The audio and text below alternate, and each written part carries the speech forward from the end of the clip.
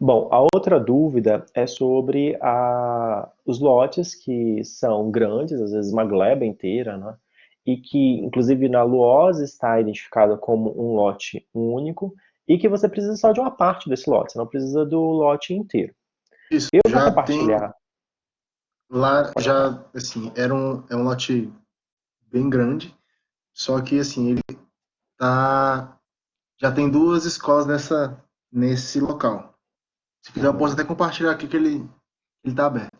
Aí É em sobrou uma Samambaia? fração desse, aí sobrou uma fração desse terreno e a fração que eu quero utilizar. É em Porque a minha Samambaia? tipologia segue. Não, é no Não, porque Guará. Samambaia, É Guará Samambaia 2. é o que mais tem isso. Quer ver? Deixa eu abrir Samambaia. Provavelmente um caso muito parecido. Aí eu queria ter duas questões para falar com vocês sobre isso. A primeira é que a LOAS não define parcelamento. A LOAS é um zoneamento. A gente costuma confundir esse zoneamento com, com lote, porque no caso específico do Distrito Federal, esse zoneamento ele tem uma definição quase que do lote, né? Ele é bem específico para o lote. Só que ele, na verdade, continua sendo um zoneamento. Vocês lembram de Planejamento 2? Quando a gente foi definir o zoneamento, a gente fez uma mancha que incorporava vários lotes? Isso é um zoneamento. Não é? Aqui, o zoneamento ele foi especificado. Então, vou até aproximar nesse caso aqui. Estava tentando achar um caso. Né? Aqui. Aqui claramente tem dois lotes. Né? Dois equipamentos diferentes. Tem esse e tem esse. Dá para ver o muro aqui? Né? Então, Hum, então, isso aqui é um lote. Para o lote, isso aqui é uma zona. Não é um lote. Como eu disse, a LOAS, ela utilizou esses lotes registrados, que estão aqui, essa camada de lotes registrados, para a sua configuração. Então, costuma coincidir um com o outro. Mas não necessariamente eles são efetivamente uma coisa com outra. Então, a primeira coisa que eu pedi para você fazer é olhar se os lotes registrados já está dividido. Porque se já estiver dividido, você não tem dois lotes. Quer dizer, você não tem um lote só, você tem vários lotes. Agora, é muito comum, sim, ter, especialmente para os equipamentos públicos, esses que são em azul, um lote único. Né? Aqui nem tá, acho que ele não no abriu caso, direito. a classificação da lousa é bem dessa cor mesmo, esse azul aí. É equipamento público. Sim, é porque Institucional. ele provavelmente vai ser. Ele é um terreno público, né? Os terrenos públicos têm aqui no Distrito Federal é comum. Esse lote era para ser rosa, né? Para ser assim, não. Peraí que eu vou dar uma atualizada aqui que ele vai ajustar. É, Então, dá uma olhadinha primeiro nesses lotes registrados. Se ele já estiver dividido, pronto, o problema já está resolvido. Se ele não estiver dividido, então sim, você pode utilizar. E aí tem duas coisas que você pode fazer. Eu vou falar do ponto de vista privado, que não é o seu caso, depois eu falo o seu caso. Do ponto de vista privado, se você quer colocar dois usos diferentes, dois equipamentos que têm autonomia e quer fazer um muro, inclusive, mas o lote está tudo junto, sugere-se fazer uma solicitação de desmembramento. Não é um processo muito complicado, você solicita, vai ter uma analista que vai analisar o seu caso e verificar se você fere o parcelamento original. Então, o parcelamento original, ele informa qual é o tamanho mínimo do terreno, qual é o tamanho máximo também. Se você estiver dentro dessa faixa, nesse desmembramento, ótimo. Então tá, geralmente se aceita. Tem outras regrinhas, mas que são menores. Vou já abrir aqui o Guará, que você falou que era no Guará, né? Então esse é para o agente privado. Por que é conveniente fazer esse desmembramento? Porque às vezes você quer vender um pedaço de um terreno e o outro não. Esse lado central aí mesmo. Não? Esse lado central Imagino aí que mesmo. seja. Então, às vezes, para o agente privado é conveniente porque ele quer vender um pedaço e outro não. Às vezes, ele quer construir nenhum e o outro ele quer vender. Às vezes, para custear a obra do de cá. Então, ele pede desmembramento, porque quando ele pede desmembramento, ele vai ter duas escrituras. Também é possível fazer o remembramento, que é a junção dos lotes, tá? Deixa eu abrir aqui. Bom, eles atualizaram? Deixa eu entrar em cartografia cadastral, então. Mas cartografia cadastral não é oficial o loteamento.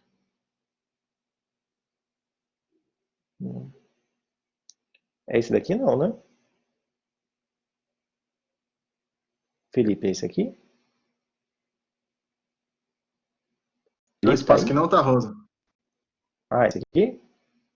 Exatamente. Hum, bem.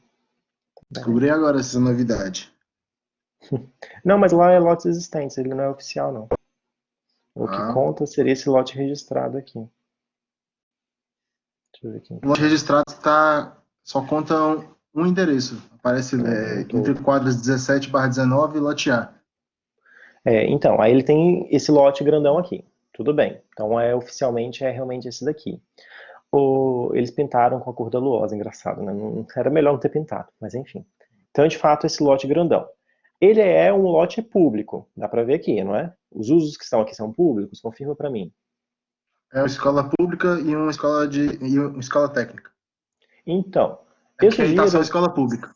eu sugiro você escolher a fatia que você quer, supondo que seja essa fatia aqui, esse triângulo, e Essa mesmo. você, pronto, acabou. Só fazer um muro. Não precisa fazer mais nada. Não precisa solicitar desmembramento, não precisa fazer nada. Porque é um lote público. O poder público não vai vender. A não ser que ele queira vender, né? Aí é outra história. Fazer uma concessão, alguma coisa assim. Vamos supor que, pode ser que você queira fazer uma concessão nessa disciplina, né?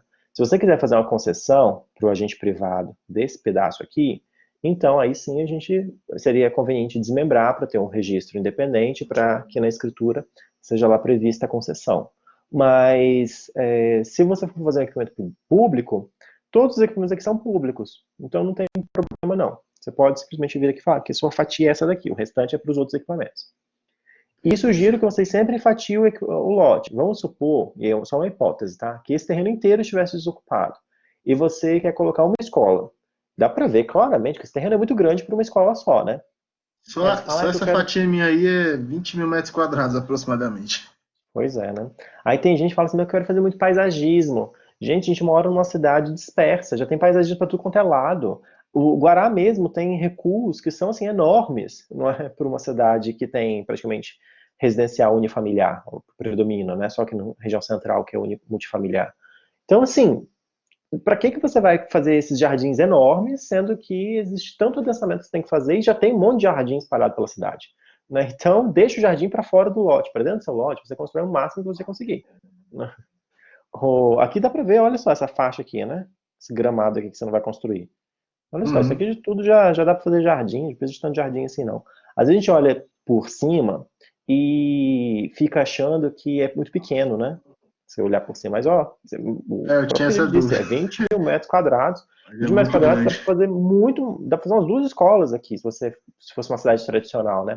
Se a gente estivesse lá numa É, região mais densa de São Paulo, isso. dá para construir umas três, bobear aqui, Eu vou ou ter que nesse trabalhar espaço. estacionamento. Pra trabalhar É, estacionamento, um monte de coisa. pois é, bota estacionamento subterrâneo. Vai botar estacionamento em superfície, não. Ou bota no estacionamento no telhado. Eu lembro, por exemplo, de Vitória. Vitória é uma cidade muito compacta, muito compacta. É uma ilha, né? Então as coisas são tudo subterrâneo ou no telhado. Não é igual aqui, que os estacionamentos são todos na superfície. A gente tem que deixar a superfície para as pessoas, não para depósito de carro. Estacionamento é isso, é um depósito de carro, né? Não para depósito de carro. Depósito de carro não serve para nada. É só para guardar carro. Então, deixa esse espaço para construir e bote os carros lá. Se precisar de muitas vagas, coloca 2, 3, 4 níveis que for de subterrâneo. Se precisar, bota no telhado. Mais uma vez, os casos de Vitória, né? Até mesmo a lógica de Vitória é tão imperante de adensar o máximo possível que até mesmo na periferia, onde supostamente a gente tem terrenos mais fartos, garagem subterrânea e garagem na cobertura. Você vai lá, sobe, na cobertura, pronto, deixa o carro lá em cima, né? Se quer deixar o carro no sol. Pois Obrigado bem, pela observação, professor. como? Obrigado Como pela é o. observação. Não é? Porque senão a gente vai contra tudo que aprendeu na arquitetura, assim, de cidade para pessoas, de controle, de planejamento 2 com adensamento. Tudo que a gente vai aprendendo ao longo das disciplinas teóricas e de urbanismo e de planejamento é ignorado para colocar estacionamento, né? Que não serve para nada. Vocês sabem que eu sou meio,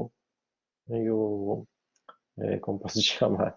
Meio birrento com estacionamento e coisas de carro, mas sabe muito bem disso. Pois bem, então você não precisa desmembrar, resumindo a história toda. Não precisa desmembrar porque vai ser um equipamento público. A não ser que você queira transformar esse equipamento que você vai fazer em privado. Aí sim eu sugiro fazer um desmembramento, definir claramente o que é, mas como o seu projeto não vai ser um projeto de desmembramento, mesmo que fosse simples, também não teria muita questão para lidar, é só falar que haveria necessidade de desmembramento. Um desmembramento, a questão burocrática do desmembramento, também não é difícil, geralmente é um formuláriozinho que você preenche e tem que ter um memorial topográfico, que aí você identifica quais são os marcos dos vértices do terreno, é o topógrafo que faz isso, vocês aprenderam na disciplina de topografia, com teodolito, com estação total, isso tudo que os topógrafos usam, identificam quais são esses marcos, fazem um memorial com as coordenadas e confrontações, assina, o arquiteto também poderia assinar isso, se soubesse fazer esses levantamentos todos que a gente não aprende a fazer com tanto profissionalismo como o topógrafo faz, né? Então, anexa junto e submete. E aí tem um analista que vai analisar. Né? O arquiteto pode analisar também para saber se é viável, mas é o analista que vai confirmar no final. Bom, isso se fosse privado, mas se é público, não precisa.